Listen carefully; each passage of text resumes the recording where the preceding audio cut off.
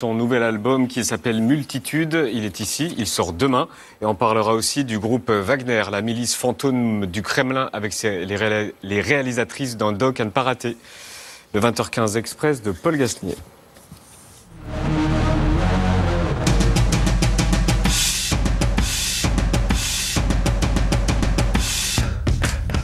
Ça fait aujourd'hui une semaine que la Russie a envahi l'Ukraine. L'armée russe continue de bombarder des civils. L'armée encercle et bombarde Mariupol à l'est du pays.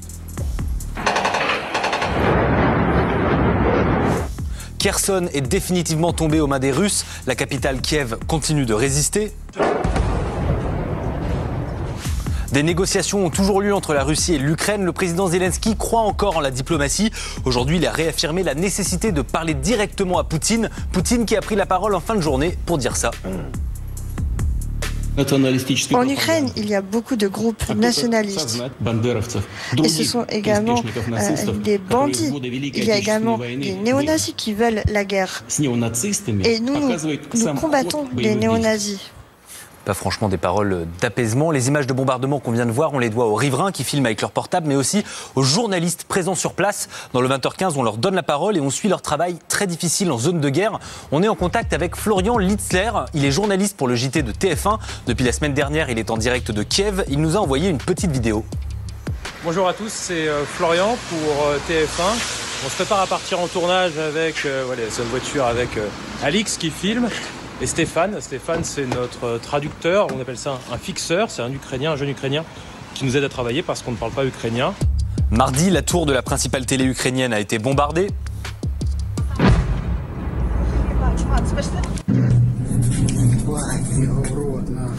Hier, Florian et son équipe y sont retournés. On est tout près de la tour de télévision qui a été touchée hier. Il y a beaucoup de journalistes ici, beaucoup de policiers aussi. Parce qu'en fait, juste là, dans ce bâtiment, il y a eu un point d'impact. Je ne peux pas trop vous montrer parce qu'il y a encore un corps. Jour après jour, la situation est de plus en plus dangereuse à Kiev. La ville est devenue une zone de guerre. Là, on est à l'entrée de Kiev et vous voyez, les accès sont très surveillés. Là, il y a un petit blindé ici. Il y a des barricades juste devant nous pour bien mettre en difficulté les chars russes si jamais ils venaient à arriver jusqu'ici. Là, vous voyez, on est un peu plus chargé. On a croisé en fait ce couple d'Ukrainiens qui était en train de marcher avec beaucoup de bagages dans le froid, dans la neige.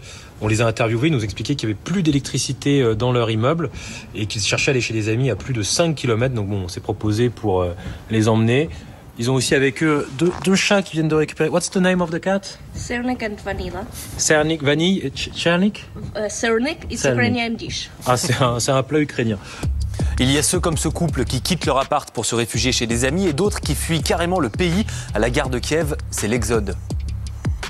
On est à la gare et c'est vraiment déchirant. Il y a plein de familles qui sont en train de quitter les lieux. Vous voyez cette dame avec le bébé, elle était en train de nous expliquer que peu importe où elle est, elle voulait s'enfuir. Le train, il est presque complet. C'est donc compliqué là pour l'instant de trouver une place. On est dans les derniers wagons.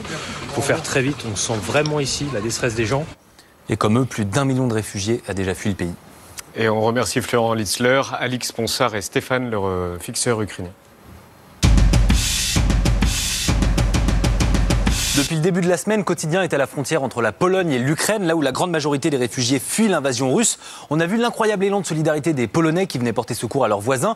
Mais les Polonais ne sont pas les seuls à les aider. Aujourd'hui, Paul Moisson et Paul Bouffard sont retournés à Medica, l'un des postes frontières les plus traversés.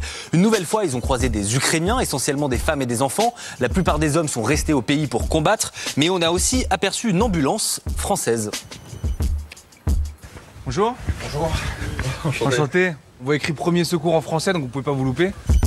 Nicolas, 43 ans, a pris la route samedi avec son ambulance. Il a roulé 24 heures et fait 2000 km. On voit qu'il neige. On nous a dit, pareil, qu'il y a 35 heures pour passer cette frontière. Qu'est-ce qui se passe pendant ces 35 heures pour ces réfugiés?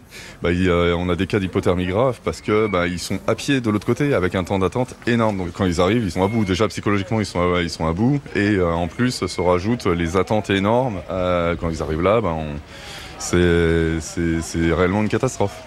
C'est marqué sur son écusson. Nicolas est sauveteur en montagne. D'habitude, à cette période de l'année, il est à bord des hélicos du SAMU dans la station de Tignes. Un blessé par balle, une avalanche. pour le coup, ça n'a rien à voir. Ça n'a rien à voir. Après, la prise en charge est identique. On a tout ce qui est hémorragie, plaies, les sacs d'oxygène, on a du matériel vraiment dans tous les tiroirs. Tout ce qu'on a pu remplir, on l'a rempli. Ce matériel, il l'a obtenu grâce à son association de sauveteurs en montagne. Mais en Pologne, pour l'hébergement, l'essence et la nourriture, il paie tout avec son propre argent. Déjà plus de 1000 € dépensés. Demain, il sera rejoint par une autre équipe qui vient de Savoie. Ouais, Eric ? Ouais, Nico. T'en es où au niveau des préparatifs ? Là, on a trouvé un bus pour pouvoir venir. On va faire le tour de